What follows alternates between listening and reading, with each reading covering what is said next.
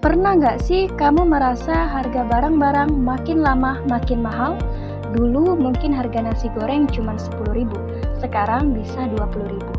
Nah, fenomena itu bukan sekedar harga naik biasa, itu bisa jadi yang namanya inflasi. Inflasi adalah kecenderungan dari harga-harga untuk naik secara umum dan terus-menerus. Artinya, bukan cuma satu atau dua barang saja yang naik. Kalau cuma satu atau dua barang, misalnya cabai atau tiket pesawat, itu bukan inflasi. Kenaikan harga karena alasan musiman, misalnya menjelang hari-hari besar seperti Lebaran, Natal, atau Tahun Baru, itu juga bukan inflasi.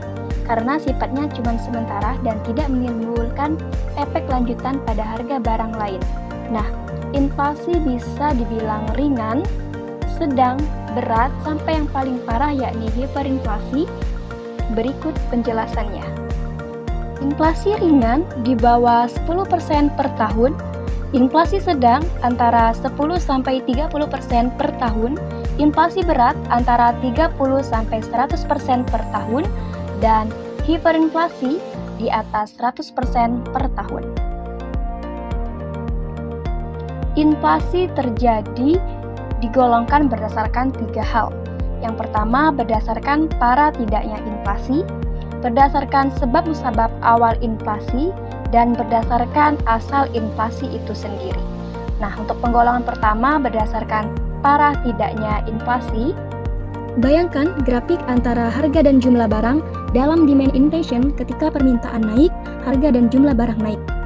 Besar kecilnya kenaikan tergantung dari elastisitas penawaran masyarakat atau agregat supply. Sedangkan dalam cost inflation, harga memang naik, tapi jumlah barang justru turun. Ini menandakan terjadinya kelesuan usaha. Dari urutan kenaikan harga, demand inflation, kenaikan harga barang akhir atau output biasanya mendahului kenaikan harga barang input dan faktor produksi seperti upah. Tapi dalam cost inflation justru kebalikannya. Kenaikan harga input dan faktor produksi seperti bahan baku dan upah terjadi lebih dulu, baru disusul harga barang akhir. Nah, inflasi ini juga bisa dibedakan berdasarkan asalnya, dari dalam negeri atau dari luar negeri. Jenisnya ada 2, inflasi berasal dari dalam negeri, yakni domestic inflation. Inflasi berasal dari luar negeri, yakni import inflation. Inflasi dalam negeri, contohnya karena defisit anggaran belanja yang dibiayai dengan percetakan uang atau panen gagal. Ketika pemerintah mencetak uang lebih banyak, sementara barang yang dijual tetap, otomatis harga naik. Inflasi luar negeri. Nah, kalau inflasi luar negeri, ini biasanya muncul karena negara langganan dagang kita mengalami inflasi juga. Akibatnya, harga barang-barang impor naik, dan itu punya dampak besar ke kita. Ada 3 cara inflasi luar negeri bisa menular ke dalam negeri. Yang pertama, secara langsung. Karena sebagian besar impor termasuk dalam indeks biaya hidup kita. Jadi, kalau harga impor naik, otomatis indeks biaya hidup naik. Kedua, secara tidak langsung. Karena kenaikan harga impor menyebabkan biaya produksi naik, terutama kalau bahan mentah atau mesin-mesin harus diimpor. Ini memunculkan cost inflation. Ketiga, secara tidak langsung. Karena kenaikan harga impor bisa membuat pengeluaran pemerintah atau swasta ikut naik agar bisa menyesuaikan harga impor. Nah, ini bisa menimbulkan demand inflation. Selain itu, inflasi juga bisa menular lewat ekspor loh. Terus gimana caranya? Kalau harga barang ekspor seperti kopi, teh, atau minyak kelapa sawit naik, maka indeks biaya hidup dalam negeri juga naik. Karena barang-barang ini termasuk dalam daftar perhitungan harga. Kalau harga barang ekspor seperti kayu, karet, atau timah naik, maka biaya produksi barang lain yang menggunakan bahan tersebut juga naik.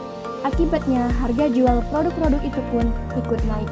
Lagi-lagi memunculkan cost inflation. Dan terakhir, kenaikan harga barang ekspor seperti penghasilan para eksportir juga naik.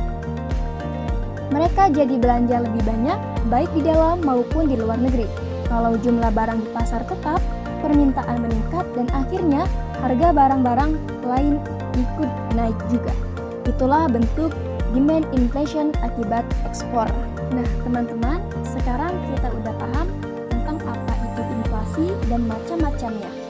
Mulai dari yang ringan sampai hiperinflasi, dari ada juga dari inflasi dalam negeri hingga luar negeri. Tapi pertanyaannya sekarang, kenapa sih inflasi bisa timbul? Apakah karena faktor ekonomi semata atau ada hal lain di balik itu? Kenapa sih pemerintah tetap mencetak uang padahal itu bisa menyebabkan inflasi? Nah, jawabannya seringkali ada di bidang sosial politik. Misalnya, pemerintah butuh dana besar untuk operasi keamanan dan program sosial. Akhirnya, uang baru dicetak dan bom inflasi pun meningkat. Faktor sosial politik yang menyebabkan inflasi bisa sangat beragam, tergantung tata sosial dan politik di masing-masing negara. Tapi secara umum, para ekonom sudah menyusun 3 teori utama tentang inflasi yang bisa membantu kita memahami prosesnya. Yang pertama, teori kuantitas. Teori ini adalah teori tertua tentang inflasi dan paling cocok untuk negara-negara yang sedang berkembang. Menurut teori kuantitas, inflasi terjadi karena jumlah uang yang beredar terlalu banyak dibandingkan barang dan jasa tersedia. Ibaratnya kalau uang di masyarakat bertambah, tapi barang yang dijual tetap, maka harga barang-barang pasti naik. Tapi nggak cuma itu, teori ini juga menjelaskan bahwa inflasi bisa dipengaruhi oleh psikologi masyarakat, alias harapan mereka terhadap kenaikan harga di masa depan. Kalau masyarakat mulai percaya bahwa harga akan naik, mereka cenderung segera membelanjakan uangnya. Dan itulah yang memicu inflasi semakin cepat. Nah, teori ini menjelaskan 3 kondisi yang bisa terjadi.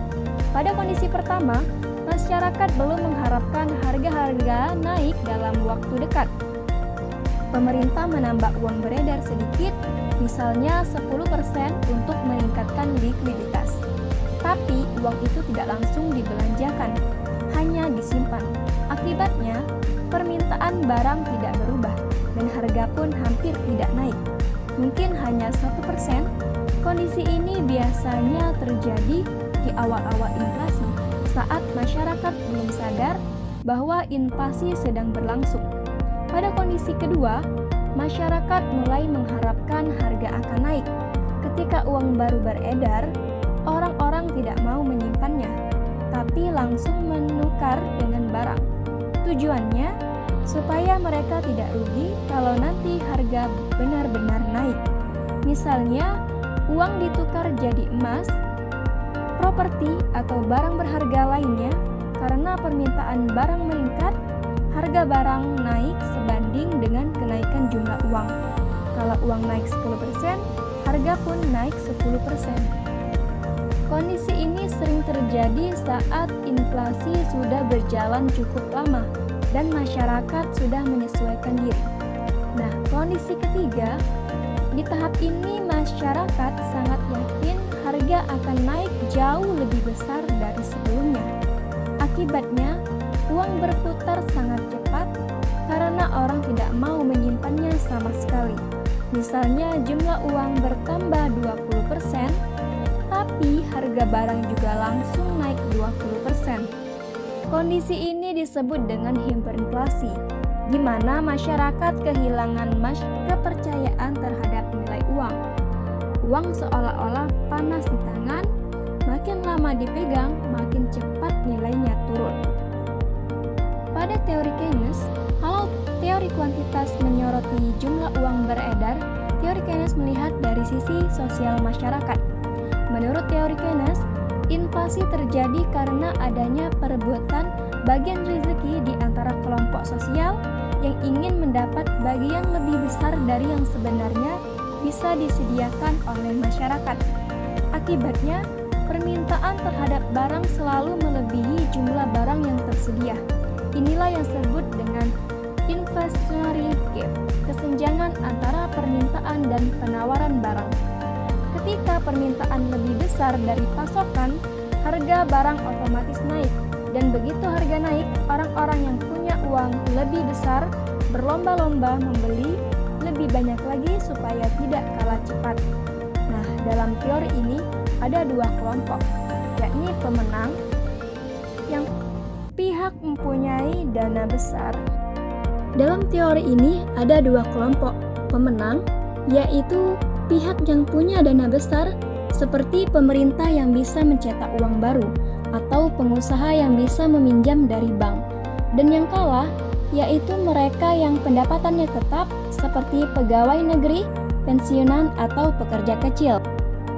Jadi, dalam inflasi versi Keynes, yang kuat makin kuat dan yang lemah makin tertekan. Ini adalah sebuah gambaran yang cukup realistis, kan? Yang ketiga yakni teori strukturalis. Teori yang ketiga ini disebut teori strukturalis, dan ini menarik banget karena berdasarkan pengalaman nyata di negara-negara Amerika Latin. Teori ini menjelaskan bahwa inflasi jangka panjang disebabkan oleh struktur perekonomian yang kaku di dalam negara-negara yang berkembang. Makanya teori ini juga sering disebut dengan teori inflasi jangka panjang. Menurut teori ini, ada dua ketegaran utama yang menyebabkan inflasi terus-menerus. Ketegaran dari tidak elastisnya penerimaan ekspor. Artinya, nilai ekspor negara berkembang tumbuh lambat dibandingkan sektor-sektor lain. Kenapa? Karena harga barang ekspor mereka yang kebanyakan hasil alam naiknya lambat dibandingkan harga barang impor industri dari negara maju. Selain itu, produksi barang ekspor juga tidak responsif terhadap kenaikan harga. Jadi, meskipun harga dunia naik, jumlah ekspor tetap lambat tumbuhnya. Akibatnya, negara sulit membayar impor sehingga harus mengembangkan produksi dalam negeri untuk mengganti barang-barang impor. Masalahnya, barang dalam negeri ini lebih mahal dan kualitasnya lebih rendah karena biaya produksi tinggi. Dan dari sinilah muncul kenaikan harga-harga alias inflasi. Produksi bahan makanan tidak tumbuh secepat pertambahan penduduk dan pendapatan per kapita. Akibatnya, harga bahan makanan naik lebih cepat dari harga barang lainnya. Nah, kenaikan harga bahan makanan ini bikin para pekerja menuntut kenaikan gaji. Kalau gaji naik, biaya produksi juga naik. Dan akhirnya, harga barang-barang lain pun ikut juga naik. Siklus ini terus berulang. Harga naik, gaji naik, harga naik lagi, dan begitu seterusnya. Proses ini baru berhenti kalau harga bahan makanan bisa stabil. Tapi karena faktor struktural tadi, harga bahan makanan terus naik dan inflasi pun terus berlanjut. Jadi, teman-teman, sekarang kita tahu bahwa inflasi bukan hanya soal harga naik, tapi sebuah proses yang rumit dan saling terhubung. Bisa karena uang beredar, terlalu banyak teori kuantitas, karena perebutan rezeki antar kelompok sosial pada teori Keynes, atau karena struktur ekonomi yang kaku dan tidak elastis, yakni teori strukturalis. Inflasi bukan cuma angka di laporan ekonomi, tapi cerminan dari dinamika sosial, politik, dan perilaku manusia. Sebaliknya, bagi orang yang punya aset seperti tanah, emas, atau saham, inflasi bisa jadi keuntungan karena nilai aset mereka ikut naik. Jadi, siapa yang untung dan siapa yang rugi tergantung posisi masing-masing di ekonomi. Sekarang kita kembali ke pertanyaan yang sangat penting. Kalau inflasi itu berbahaya, gimana cara kita mengendalikannya? Jawabannya tentu nggak sederhana, karena inflasi bisa berasal dari banyak sumber, bisa karena permintaan berlebih, biaya produksi, atau bahkan faktor luar negeri. Tapi secara umum, ada beberapa cara utama untuk mengendalikannya, yakni pada kebijakan moneter. Kebijakan moneter dilakukan oleh Bank Sentral, misalnya Bank Indonesia. Caranya bisa dengan mengendalikan jumlah uang beredar, menyesuaikan suku bunga, atau melakukan operasi pasar terbuka, membeli dan menjual surat berharga negara. Kalau inflasi terlalu tinggi, Bank Sentral bisa menaikkan suku bunga supaya masyarakat lebih memilih menabung daripada belanja. Permintaan barang pun turun dan inflasi bisa melambat. Kebijakan fiskal dilakukan oleh pemerintah lewat anggaran, pendapatan, dan belanja negara (APBN). Misalnya, mengurangi pengeluaran negara, menaikkan pajak, atau menahan defisit anggaran agar tidak perlu mencetak uang baru.